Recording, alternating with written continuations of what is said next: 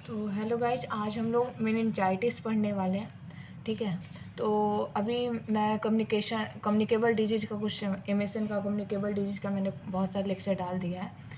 अब नेक्स्ट है मेनिंजाइटिस। ये भी एक कम्युनिकेबल डिजीज़ है। ठीक है, कम्युनिकेबल डिजीज़ है। ठीक है, मेनिंजोकोकल मेनिंजाइटिस, इससे दूसरा नाम किससे जाना जाता है? मेनिंजोकोकल मेनिंजाइटिस या फिर सेरेब्रो स्पाइनल फीवर। ठीक है, इससे सेरेब्रो स्पाइनल फीवर, इससे मतलब समझ में आ रहा होगा कि कहीं ना कहीं ये मेनिंजाइटिस जो है वो ब्रेन से जुड़ा हुआ है। ठीक है, मेनिंजाइटिस का मतलब होता है, मेनिंज का मतलब होता है कि ब्रेन का लेयर। ठीक है, ब्रेन का कवरिंग।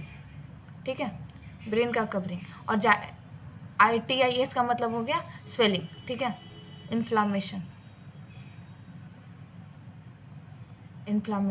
ठीक है, तो एक्यूट कम्युनिकेबल डिजीज है, बहुत ही एक्यूट है, क्रोनिक नहीं है। एक्यूट कम्युनिकेबल डिजीज लेकिन कम्युनिकेबल है, एक दूसरे से मतलब ट्रांसफ़र होती है, स्प्रेड होती है। Usually begins with instance headache, इसमें बहुत ही तेज मतलब हेडेक होगा, वोमिटिंग होगी, स्टिफनेस ऑफ नेक मतलब कट जाएगी, गर्दन जो है कट जाएगी, कॉमा में पेशेंट जा सकता है अगर सिवियर कंडीशन है तो। नोटिफाइएबल डिजीज़ का मतलब होता है कि इसकी नोटिफाई की जाती है, यानी इस डिजीज़ का रेट कितना है, कितना इसे डेथ हो रहा है, ये सारी चीज़ें रिकॉर्ड की जाती है और मिनिस्ट्री डिपार्टमेंट में भेजी जाती है। नोटिफाइएबल डिजीज़ है। ठीक है, मेनिंजेक्स का मतलब होता है मेम्ब्रेन। ठीक है, ब्रेन का मेम्ब्रेन जो है। RTIS का मतलब हो जाता है इन्फ्लामेशन। ठीक है, यानी ब्रेन की मेम्ब्रेन में इन्फ्लामेशन हो जाना। ठीक है, पॉजिटिव एजेंट्स हैं, बैक्टीरिया, वायरस है, फंगस है, पैरासाइट है, लेकिन सबसे ज़्यादा जो होती है वो बैक्टीरिया के थ्रू होती है। अब इसका हम देखेंगे रूट ऑफ एंट्री, किस किस रूट से इसकी एंट्री होती है। CNS में जाता है, ये सेंट्रल नर्वस सिस्टम को इफेक्ट करता है। तो ये कैसे एंट्री करता है सेंट्रल नर्वस सिस्टम में? स्कल या बोन का फ्रैक्चर हो जाए, कोई ट्रामा वगैरह हो जाए, तो जिसकी वजह से क्या होगा कि बैक्टीरिया, फंजाई, ये सारी चीज़ें हमारे ब्रेन में CNS में जा सकती है। मेडिकल प्रोसेस, हम जैसे मेडिकल कोई प्रोसीजर कर रहे हैं, जैसे लंबर पंक्चर वगैरह, लंबर पंक्चर जो करते हैं हम, अगर लंबर पंक्चर के दौरान अगर हम लोग एसेप्टिक टेक्निक को नहीं अपनाएं तो उस वक्त क्या होगा कि ये इन्फेक्शन होने की चांसेस बढ़ जाती है। एलोंग पेरीफेरल नर्व, जो हमारी पेरीफेरल लिम्स की नर्व्स वगैरह हैं, अगर उसमें किसी तरह का इन्फेक्शन हो रहा है तो उससे चांसेज है कि वो CNS को इफेक्ट कर सकती है। Blood and lymphatic system, blood और लिम्फेटिक सिस्टम से भी वो हमारे CNS को इफेक्ट कर सकती है। रिस्क फैक्टर कौन कौन सा है? टोबैको यूज़, हम अगर बहुत ज़्यादा टोबैको यूज कर रहे हैं तब ये ज़्यादा हो सकता है। ओवर क्राउडिंग एरिया, हम ओवर क्राउडिंग एरिया में रहने से क्या होगा कि ये डिजीज कम्युनिकेबल है, एक दूसरे से कम्युनिकेट हो जाएगी, मतलब ट्रांसफ़र हो जाएगी, स्प्रेड हो जाएगी। ठीक है, इम्यूनो कम्प्रोमाइज स्टेट में अगर कोई पेशेंट इम्यूनो कम्प्रोमाइज है तो उसमें इजीली इन्फेक्शन होने की चांसेस रहती है। जैसे कोई पेशेंट HIV पॉजिटिव है, डायबिटिक है, स्टेरॉइड्स है, उसके सब बॉडी में बहुत ज़्यादा स्टेरॉइड्स इनहेरिटेंस है, और या फिर कीमोथेरेपी, वो कैंसर वगैरह की बीमारी हो जो कीमोथेरेपी ट्रीटमेंट ले रहा है उसमें ज़्यादा होने की चांस रहती है। टोबैको, ओवर क्राउडिंग एरिया में रहने वाला, इम्यूनो कम्प्रोमाइज स्टेट में जो पेशेंट है। अब बैक्टीरियल मेनिंजाइटिस में देखते हैं। कॉज सेप्टिसिमिया, सेप्टिसिमिया का मतलब होता है कि ये बैक्टीरियल इन्फेक्शन हो जाएगी, हमारी ब्लड में भी हो सकती है, ब्रेन में हो जाएगी। ये सेप्टिक मेनिंजाइटिस है, क्या करती है कि इन्फेक्शन ये स्प्रेड कर देती है पूरी बॉडी में लगभग। रिक्वायर्ड इमीडिएट केयर, इसे इमीडिएट केयर की ज़रूरत होती है, यानी हॉस्पिटलाइजेशन की ज़रूरत होती है। ये कफ और स्नीजिंग के थ्रू फैलती है, यानी ध्यान रखना है कि ये हमारे रेस्पिरेटरी को भी इफेक्ट करती है, तभी ये कफ और स्नीजिंग के थ्रू मतलब बाहर स्प्रेड आउट होती है। Can cause permanent damage of brain, और बैक्टीरियल इतनी मतलब खतरनाक होती है कि वो हमारे ब्रेन को परमानेंट डैमेज कर सकती है। ठीक है, ट्रीटमेंट इसका बैक्टीरियल है तो एंटीबायोटिक लेंगे। पॉजिटिव एजेंट होगा स्ट्रेप्टोकोकस ग्राम निगेटिव बैक्टीरिया कॉज करता है, जैसे नाइसेरिया। ठीक है, ध्यान रखना, नाइसेरिया ग्राम निगेटिव स्ट्रेप्टोकोकस के थ्रू होती है। अब हम इसका देखेंगे, इसके फिर उसके बाद ये ट्यूबरकल मेनिंजाइटिस होती है, जो कि TB माइकोबैक्टीरियम ट्यूबरकलाई, जो कि TB कॉज करती है, उससे भी हमें ट्यूबरकल मेनिंजाइटिस हो जाती है, यानी ब्रेन TB एक तरीके से हम इसे क्या बोलेंगे, ब्रेन TB। और ब्रेन TB क्या क्या है, ये भी एक तरीके का इन्फेक्शन ही है। ठीक है, viral meningitis, enterovirus, adenovirus, arbovirus, measles virus, herpes, varicella, ध्यान रखना कुछ नाम्स वगैरह इसमें से। फंगल जो है बहुत ही लेस कॉमन होती है, वो इजीली नहीं होता, फंगल बहुत ही लेस कॉमन होती है। इसकी पैथोफिजियोलॉजी समझना। ठीक है, क्या है कि बैक्टीरिया जो है वो हम लोग को पता है कि स्नीजिंग और कफिंग से मतलब ये हो रहा है। तो colonise and penetration of nasopharyngeal mucosal membrane by bacteria, क्या होता है कि बैक्टीरिया सबसे पहले हमारी नॉस्ट्रल में जाती है और नेजोफेरेंजियल म्यूकोसल मेम्ब्रेन में जाती है। वहाँ पे क्या करती है बैक्टीरिया, कुछ देर तक सर्वाइव करती है, सर्वाइव करने के बाद वो फिर से ब्लड में चली जाती है, सर्कुलेशन में आ जाती है। सर्कुलेशन में आने के बाद वो invasion CNS central nervous system की तरफ यानी स्पाइनल फ्लूइड्स वगैरह में चली जाती है। वहाँ पे जाने के बाद सब अर्कोनाइडल स्पेस, सब अर्कोनाइडल स्पेस क्या होती है कि ब्रेन का जो लेयर है, 3 लेयर होती है। सबसे बाहर होता है ड्यूरामीटर, फिर होता है अरेक्नोइड होती है, फिर उसके बाद होता है पायामीटर। ठीक है, तो ये जो स्पेस है, ये जो स्पेस दिख रहा है, ये जो स्पेस है ये कहलाता है सब अर्कोनॉइड स्पेस, सब अरेक्नोइड स्पेस। ठीक है, ये वाला जो स्पेस है सब अर्कोनॉइड स्पेस। तो इस स्पेस में क्या होगा कि मल्टीप्लिकेशन होने लगा बैक्टीरिया का। और अब यहाँ एक मिनट समझना कि जब बैक्टीरिया का मल्टीप्लिकेशन सब अर्कोनॉइड स्पेस में होने लगता है तो वो क्या करता है कि अब हमारा मतलब ट्रांस इंडोथेलियम माइग्रेशन शुरू हो जाएगा।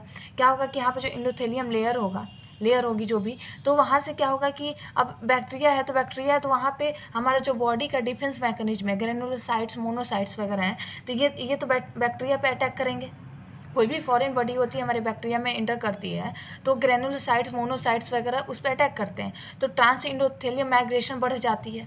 इन सब चीज़ों ग्रेनुलोसाइट्स और मोनोसाइट्स की जब उनकी मल्टीप्लिकेशन होती है तो ये क्या करते हैं, जब ये बैक्टीरिया पर अटैक करते हैं तो उस टाइम ये साइटोकाइनिन्स और प्रोस्टाग्लैंडिन रिलीज करते हैं। ठीक है, साइटोकाइनिन और प्रोस्टाग्लैंडिन, और ये साइटोकाइनिन और प्रोस्टाग्लैंडिन जो है ये एक तरीके से रिसेप्टार की तरह होती है और ये क्या करती है, परमिबिलिटी को इंक्रीज कर देती है, ब्लड ब्रेन बैरियर की परमिबिलिटी को इंक्रीज कर देती है। आप देख रहे हो ये बैक्टीरिया कैसे मतलब कॉज कर रहा है, ये बैक्टीरिया ब्रेन के इनर पार्ट में नहीं जा रहा है, ये सब अर्कोनॉइड स्पेस में ही मल्टीप्लिकेशन कर रहा है। ठीक है, अब वहाँ पे क्या हो रहा है कि वहाँ पे जो इंडोथेलियम लेयर है वहाँ से माइग्रेशन शुरू, वहाँ पे ग्रेनुलोसाइट मोनोसाइट आना शुरू हो गया। ये ग्रेनुलोसाइट्स और मोनोसाइट्स बैक्टीरिया पे अटैक करेंगे जिसकी वजह से ये साइटोकाइनिन्स और प्रोस्टाग्लैंडिन रिलीज कर रहा है।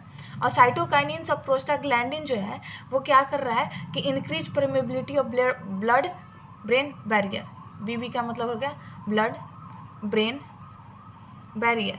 ठीक है, अब ब्लड ब्रेन बैरियर की परमिबिलिटी को ये क्या कर देगा, इंक्रीज कर देगा, यानी जो प्रोटीन्स वगैरह ब्लड में नहीं जा पाते, मतलब ब्रेन में नहीं जा पाते थे, ब्लड ब्रेन बैरियर को क्रॉस नहीं कर पाते थे, वो अब इजीली प्लाज्मा प्रोटीन जो है लीकेज कर जाएगी ब्रेन के अंदर। ठीक है, अब वो ब्रेन के अंदर जाएगी तो सेरेब्रल एडेमा कर देगी, क्योंकि वो उसकी ज़रूरत नहीं होती है, कभी भी ब्लड ब्रेन बैरियर को प्रोटीन क्रॉस नहीं करती है, लेकिन जब उसकी परमिबिलिटी इंक्रीज कर जा रही है तो उसकी वजह से प्लाज्मा प्रोटीन्स उसके अंदर जाने शुरू हो जा रहे हैं जिसकी वजह से सेरेब्रल एडिमा होगा। उसके साथ ही साथ अब एडिमा होगा, अंदर फ्लूइड बढ़ेगा तो इंट्रा क्रैनियल प्रेशर बढ़ जाएगा। ठीक है, और इम्पेयर्ड सर्कुलेशन भी इम्पेयर्ड हो जाएगा क्योंकि CSF फ्लूइड का जो सर्कुलेशन होता रहता है ब्रेन में या स्पाइनल कॉर्ड में वो भी इम्पेयर्ड हो जाएगा और इंट्राक्रैनियल प्रेशर भी इंक्रीज कर जाएगा। ठीक है, इस तरह से क्या हो जाएगा कि हमारे जो लेयर्स हैं उनमें इन्फ्लामेशन वगैरह हो जाती है। ठीक है, ये रहा इसकी पैथोफिजियोलॉजी। अब क्लिनिकल मैनिफेस्टेशन देखते हैं।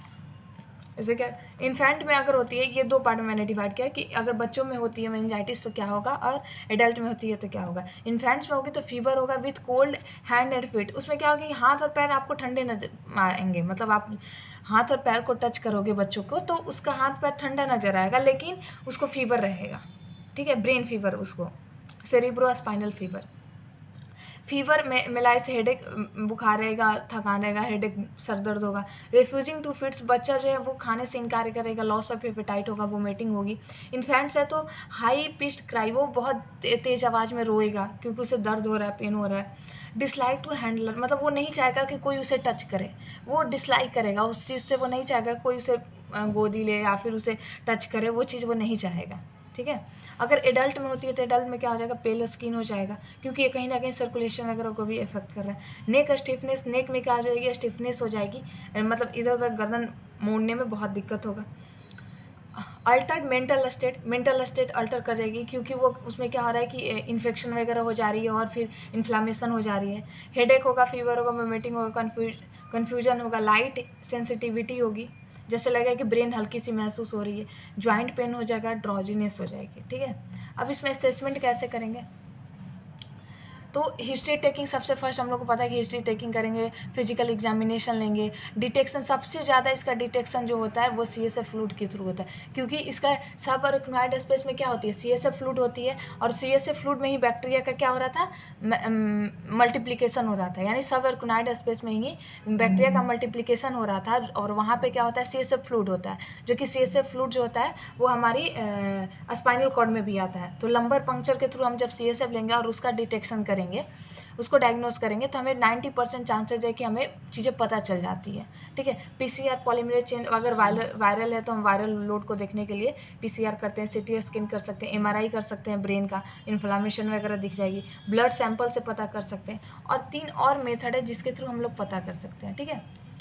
कर्निंग साइन ये बहुत ही पिक्यूलियर है, मतलब मेनिंजाइटिस के लिए याद रखना है, ये तीनों टेस्ट बहुत ही पिक्यूलियर है। कर्निंग साइंस में क्या होता है कि अगर हम किसी का, कोई पर्सन इस तरह से लेटा हुआ है, ठीक है, कोई पर्सन इस तरह से बेड पे लेटा हुआ है, तो अगर हम पर्सन्स की ये वाली पोर्सन हिप जॉइंट्स हम ऊपर ऐसे 90 डिग्री पे उठाते हैं, ठीक है, 90 डिग्री पे हम उसकी हिप जॉइंट को उठाते हैं, तो उसका जो ये वाला नी जॉइंट है वो बेंड रहेगा, वो कम्प्लीटली नहीं उठेगा, मतलब कम्प्लीटली ये सीधा नहीं हो पाएगा, कम्प्लीटली ये सीधा नहीं होगा, हमेशा बेंड ही रहेगा अगर उसे मेनिंजाइटिस है तो, ठीक है। तो इसे बोलते हैं Kernig sign. Bending of hip joint, hip joint को अगर हम फ्लेक्स करते हैं, हिप जॉइंट को हम 90 डिग्री पर फ्लेक्स करते हैं, then in ability to strengthen the leg, इस लेग को हम स्ट्रेट नहीं कर पाते, इस लेग को हम स्ट्रेट नहीं कर पाएंगे, ये वाला जो पैर है नी जॉइंट से हम इसे स्ट्रेट नहीं कर पाएंगे, स्ट्रेट नहीं कर पाएंगे, तो इसे बोलते हैं कर्निंग साइन। अगर स्ट्रेट हो जाती है तो नॉर्मल पेशेंट, अगर स्ट्रेट नहीं हो पा रही है तो उसको कर्निंग साइन यानी मेनिंजाइटिस है, ठीक है। ब्रूड जिंक्सन्स साइन, इसमें क्या होता है कि पेशेंट की अगर हम नेक को बेंड करते हैं, फ्लेक्स करते हैं, तो इसका अपने आप जो है नी जॉइंट है फ्लेक्स होना शुरू हो जाती है, ठीक है, पैर ऐसे मुड़ना शुरू हो जाएगा। तो सीवियर नेक स्टिफनेस, इसमें सीवियर नेक स्टिफनेस हो जाती है, cause patient hips and knee flex when the neck flex, ठीक है।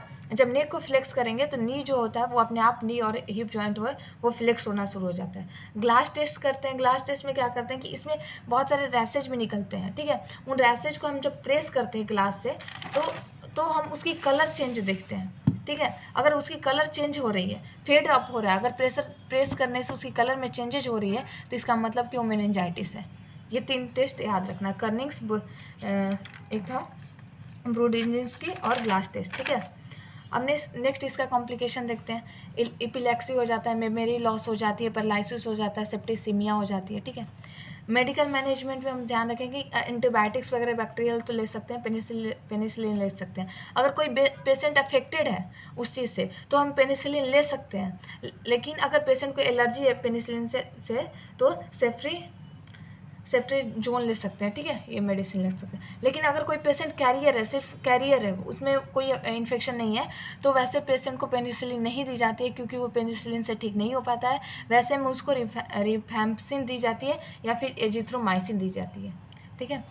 वैक्सीन इसका देखते हैं। वैक्सीन 2 टाइप ऑफ वैक्सीन दी जाती है, पॉलीसेकेराइड वैक्सीन और कॉन्जुगेट वैक्सीन। पॉलीसेकेराइड वैक्सीन एक ही बार डोज दी जाती है, 2 साल से जब ज़्यादा 2 ईयर्स बाद दी जाती है, सबक्यूटेनियसली दी जाती है, ठीक है। ये भी सिंगल डोज दी जाती है और IM दी जाती है, इंट्रामस्कुलर दी जाती है 12 मंथ्स से पहले, ठीक है। अब नर्सिंग मैनेजमेंट में हम क्या देखेंगे कि एक कम्युनिकेबल डिजीज़ है, तो हम इसकी कम्युनिकेशन को स्टॉप करना चाहेंगे, तो हम ज़्यादा से ज़्यादा बोलेंगे कि वो पेशेंट स्नीजिंग वगैरह करे तो अपना मुँह ढक के करे, ठीक है, अपने माउथ पे हाथ रखे, ठीक है। वो सारी चीज़ें हम पेशेंट को एजुकेट कर सकते हैं। Assess patient mental state, patient की मेंटल स्टेट को एसेस करेंगे। प्रोवाइड करेंगे साइकोलॉजिकल सपोर्ट, उसे साइकोलॉजिकल सपोर्ट देंगे। क्यों? एलिवेट हेड, मेन चीज़ ध्यान रखना है कि उसके हेड को 30 डिग्री, मतलब जो बेड का हेड है उसे 30 डिग्री एलिवेट करके रखेंगे, 30 डिग्री एलिवेट करके रखेंगे। ये हो गया 30 डिग्री बेड को एलिवेट करके रखेंगे। For a venous drainage from the brain से उसकी वेनस ड्रेनेज को करने के लिए, ताकि सर्कुलेशन बना रहे, उसकी वजह से हम 30 डिग्री एंगल पे उसे बेंड करके रखेंगे बेड को। इंश्योर आईवी लाइन फ्रूट्स वगैरह मेडिसिन वगैरह को इंश्योर करेंगे। पेन हो रही है तो पेन मैनेजमेंट के लिए एनाल्जेसिक वगैरह दे सकते हैं, या फिर एक से ज़्यादा मेडिसिन एक टाइम पे नहीं देंगे। 2 और मोर मेडिसिन हम इस सेम टाइम पे नहीं देंगे, इस बात का भी ध्यान रखना होगा। एडिक्वेट फ्लूइड देंगे, प्रोवाइड करेंगे। Reduce tactile handling of child को कम से कम हैंडल करने की कोशिश करेंगे, ज़्यादा से ज़्यादा उसे टच नहीं करेंगे। ठीक है, तो आज ये कम्युनिकेबल डिजीज़ का मेनिंजाइटिस लेक्चर था। और आपको कैसा लगा प्लीज़ चैनल को लाइक एंड सब्सक्राइब करें, और अगर अच्छा लगा हो तो आप शेयर भी करें। Thank you.